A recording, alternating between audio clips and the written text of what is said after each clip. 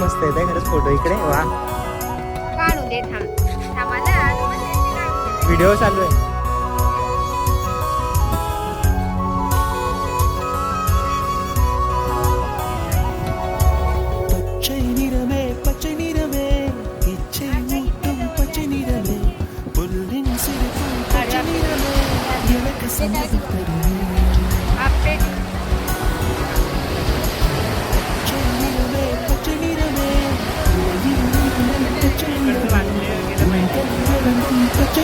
आम्ही आहे चेन्नई बीचच्या ठिकाणी.